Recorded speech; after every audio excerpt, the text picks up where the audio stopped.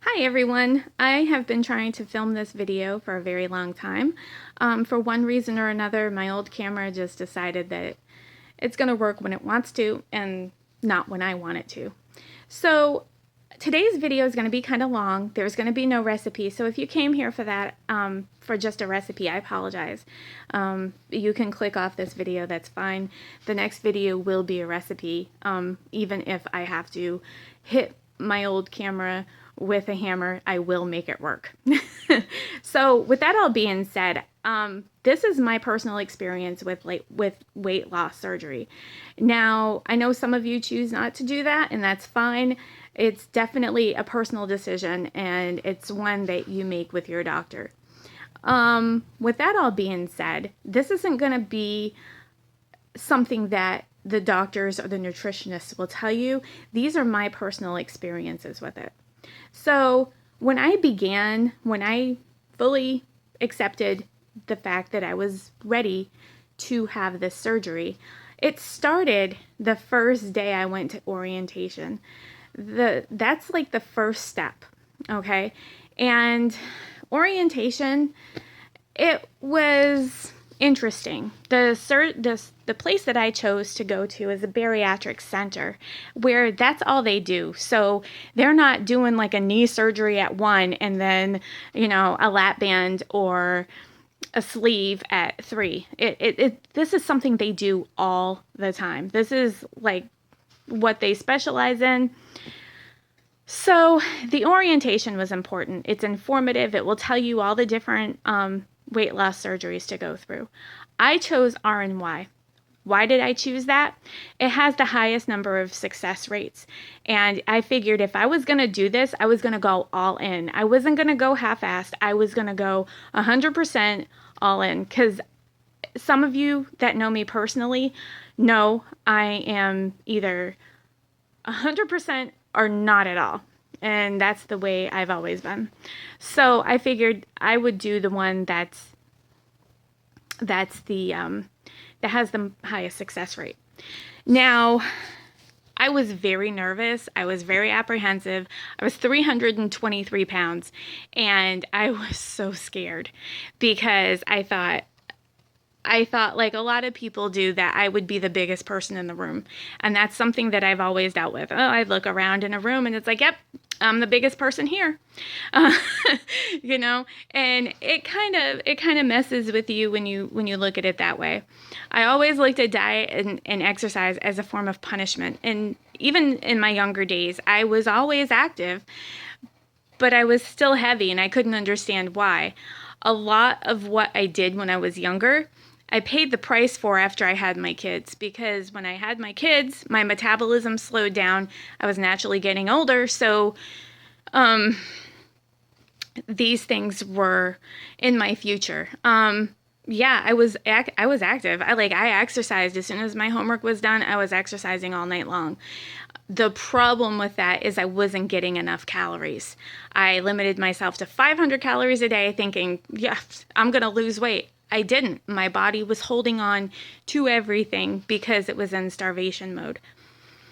So in the beginning, getting back to, the beginning of this decision, it was difficult. I was what they consider a slow loser because my metabolism was so shot of years. I mean, it wasn't just in high school. It was like after high school. I was like, in order to lose weight, you got to cut calories, and maybe 100 to 200 calories a day. Sometimes if I was really busy at work, if not, it was like 500, and I felt like I totally splurged. These are not healthy. These are not healthy processes. All the fad diets, you need to get rid of them. You need to lose it. You need to lose the shame, and you need to just get honest. Is a cookie, even though it says it's a healthy cookie, is a cookie really, really more nutrient filled than an apple? Yes, an apple has sugar in it. Those are natural sugars that your body knows what to do with. The other sugars in the cookie, it has a lot of other things, and your body's like, okay, so I'm just going to store you in the liver because I don't know what to do with you. And after a while of eating so many processed foods that are not natural, that come out of a box or come out of a can, all of this stuff gets stored in your liver, right? So when you become really heavy, you suffer with fatty liver disease. And you could say, well, I never drank a drop of alcohol in my life. You don't have to. You don't have to, because all the toxins from all these foods that are not natural, that don't come from a mother, that don't come from a tree, or that can't be grown, are going into your liver because your body has no idea where to put it.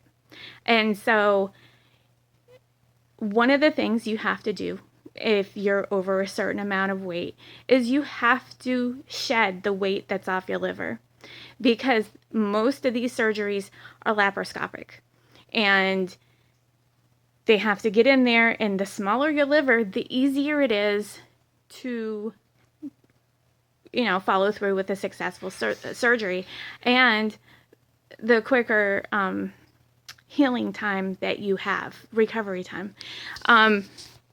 So I went to the orientation. It was, I think, October 1st of 2013, I think.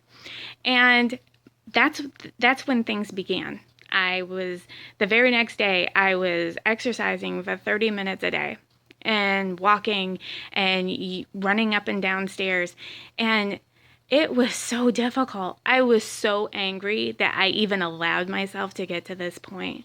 I was so frustrated, and it hurt. Everything hurt. My feet, my knees, my ankles, all of these things hurt. And it was a struggle. And I was sweating. I never liked to sweat, but I was sweating, and I was doing what I was supposed to. And it started the day after this orientation. The next time I met with the surgeons, they did a before picture. And at that point, I lost some weight. I can't tell you how much I lost. I really can't, because I was not happy. I was not happy about this. They're like, oh, you lost some weight. And I'm like, okay. Because everything on me hurt. So, I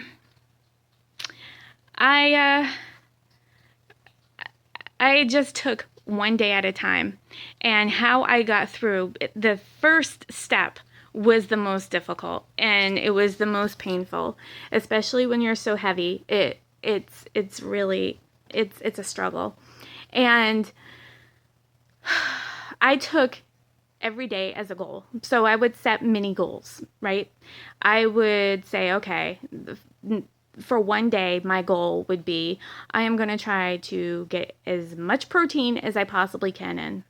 And protein's important because it keeps you fuller longer. Natural sources of protein will definitely keep you fuller longer, except protein shakes. And I'll get to that in a little bit. But maintaining that and staying within the calories that they give you and staying within the activity level.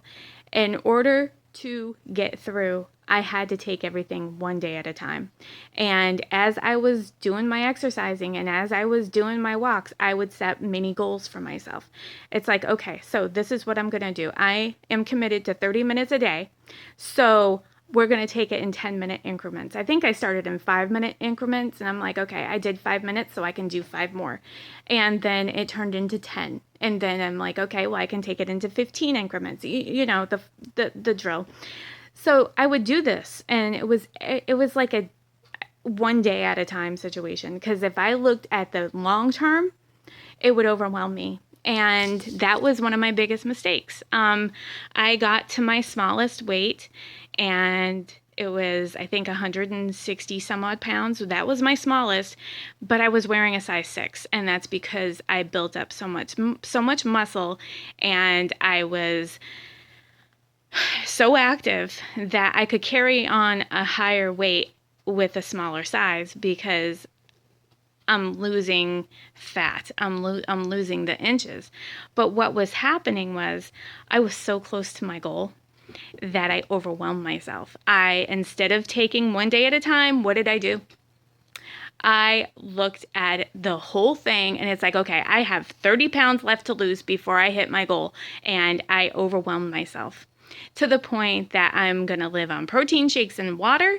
And I am not going to listen to the nutritionists and try to eat real food. Instead, I'm going to put myself on a liquid diet. And that was the biggest mistake I made.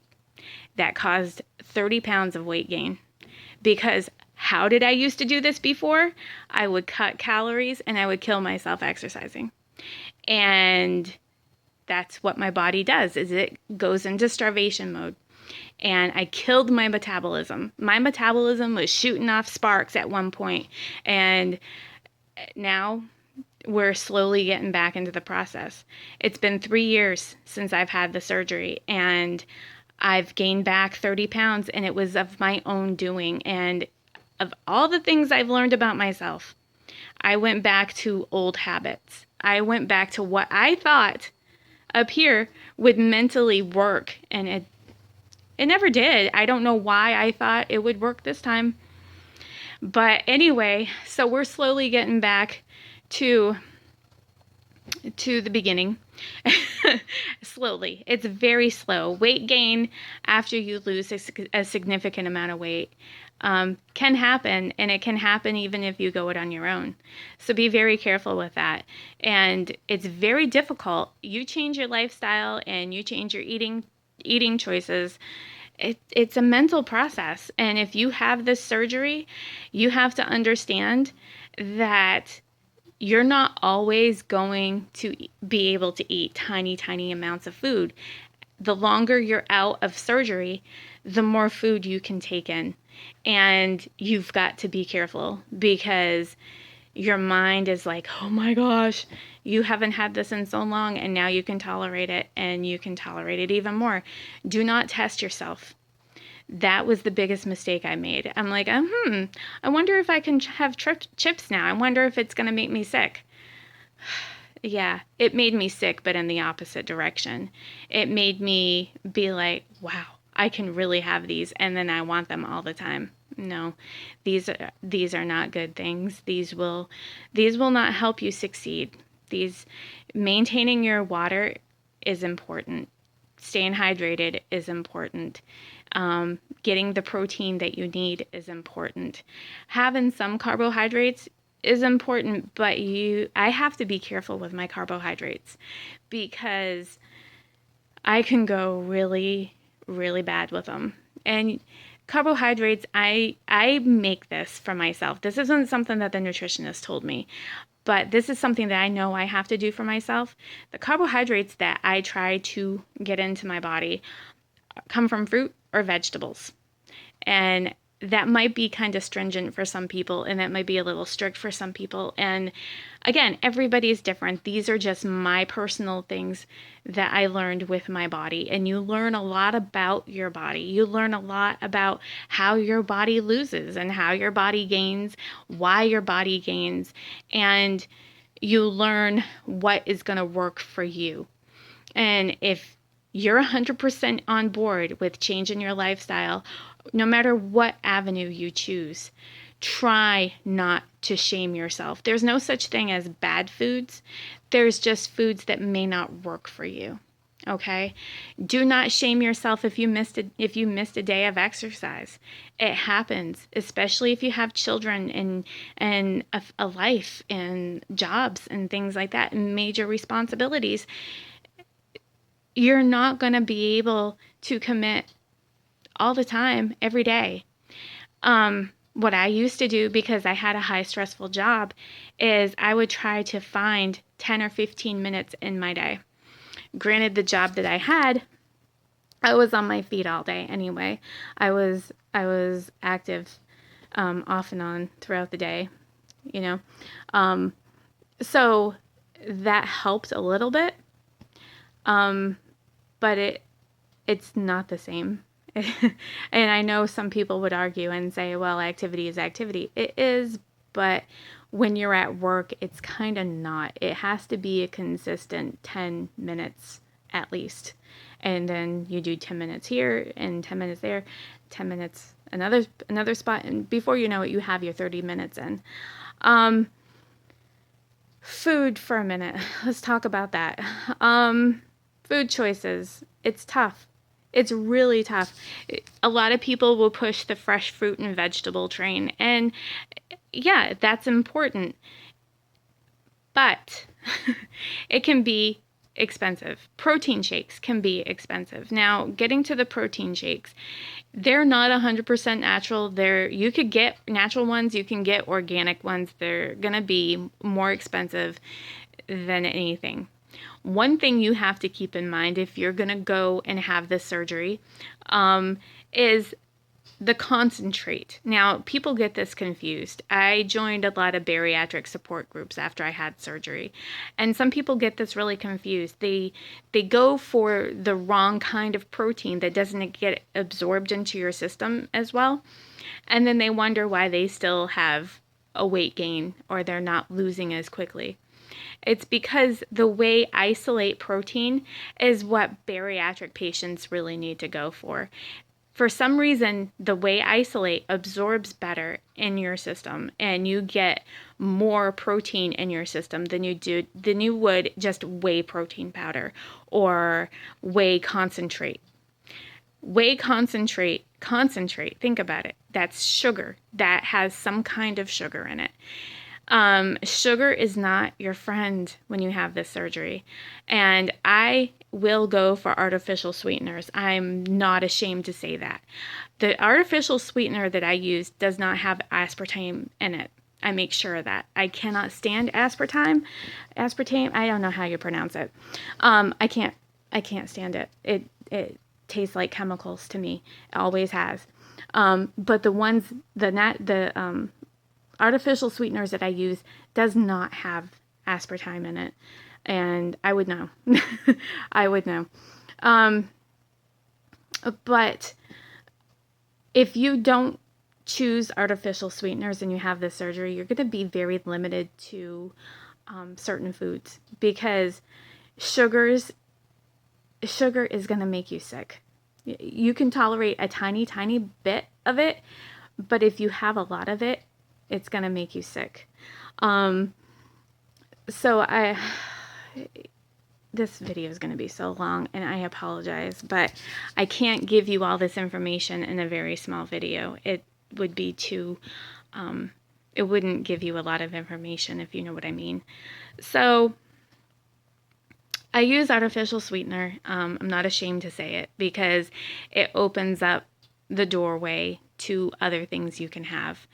I wound up with ulcers. That's a very common thing after gastric bypass, especially if you had GERD, and I did.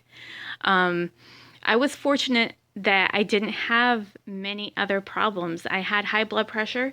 It came on gestationally, which means that I had high blood pressure in my last pregnancy, and my body got used to that blood pressure and refused to give it up. It did not help that I was so heavy. I lost and gained so many times. I lost at one point, I think, like 60 pounds before I had the surgery, after I had my daughter. And my blood pressure was higher than it was when I was heavier.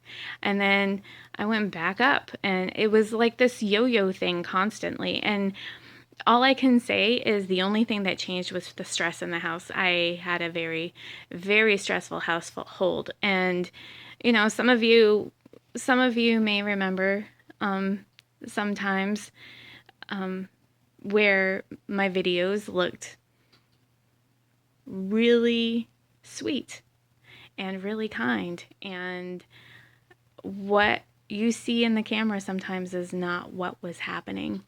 And, I don't want to give anybody shade here. That's not what I'm doing. I'm not trying to put anybody down or make anybody feel bad. But I just want you to know that what you see in front of the camera and what happens behind closed doors are two different things. And you can't think that something is ideal 100% of the time. And that's all I'm going to say about that. I'm in a much happier place. I am in a very, we have our stresses, but it's not as bad as, it's not as stressful as it used to be. The kids feel it, and I hope you guys do when I'm able to film, because this is important to me, and helping you guys with whatever choices you make, or helping you make a recipe, that's important to me. And I hope this video has been helpful to people who want to change their lifestyle or choose to have bariatric surgery. Whatever your choice is, I support you, and don't beat yourself up. You make a mistake, everybody makes mistakes. And I don't care how long you've had your surgery. I don't care how long you've been out of having surgery. You will make mistakes, and it's just human nature too. That's all it is. And again, the surgery, it only changes the size of your stomach. It doesn't change what's going on up here. And you still think and feel and have the same emotions. People will say, well, your taste buds change after you have the surgery. Kind of. For me, I still enjoyed the same foods that I did before. The only thing is what my tolerances were. For instance, I went through different stages. Like, I had a very difficult time with dairy products, and I could not tolerate soy products. It would cause me to dump. And dump is a term from the weight loss community where you feel really sick for a half an hour. You feel like you're either going to be sick this way or the other way. And it's an interesting process. But again, what I went through, you may never experience. And sometimes, what other people went through, I may not experience. What I have found is I was never really a big sweet eater. I was a big potato chip and fried food eater. And I found that I have an affinity for sweets. Now, I don't know if that has to do with the fact of the protein shakes. I don't know if it has to do with the fact that after I had surgery, there was very tiny amounts of food I could really tolerate. I could tolerate sugar-free Jell-O. I could tolerate little tiny spoonfuls of cottage cheese, and then I would get sick. They're like, well, you can have soft cheeses. I'm like, I physically cannot, because I cannot tolerate these things. And they're like, well, try your protein shakes. And I'm like, they make me sick. I cannot tolerate them either. And they're like, well, you're going to have to find something. And it's like, the only thing that I can really tolerate right now is water. So I think it may have been my ulcers, and they just were just like, I don't know why you can't eat that much. Like, you're really purposely doing this to yourself. And I'm like, no, I'm not, because I get sick every time. And I was getting very frustrated because they're like, well, try this and try that. I'm like, do you realize I've tried everything? I've tried yogurt. I've tried all kinds of soft cheeses, and none of these things were, I could not tolerate much. So for the first year and a half, I think, I was hardly eating anything, which may contribute to the fact that when I was able to tolerate more foods, I went a little crazy with it and gained 30 pounds. Weight gain is normal, and I know it sounds like I'm beating myself up about it, and I advise you guys not to. I'm trying to really forgive myself. A lot of the advice that I'm giving you, I am trying to give myself too, because the way society puts so many pressures on people, if you're heavy, if you're thin, if you're too thin, it's ridiculous. It is ridiculous, because I don't see a lot of people going, and I'm not trying to be mean or give men shade here, but it's the truth. I don't see a lot of people attacking men if they gain weight. I don't see a lot of people attacking men if they lose weight. What I do see is, oh, she's too skinny. She looks anorexic. She must have anorexia or bulimia. Or, oh my gosh, what happened to her? She has gained so much weight. She looks awful. Like, I don't understand it. I really don't. But if you have any questions, any comments, any concerns, if I didn't cover something that you were really hoping I would, you can comment below and I will get back to you as quickly as I can. And I hope to be having more videos up. My goal is to have at least 2 a week where I'm doing a talkie one like this one and a recipe. And I'm hoping whatever ails my camera will make it unail, so I'll be able to do more. So until next time guys, live, laugh, and love, and I hope this has been helpful.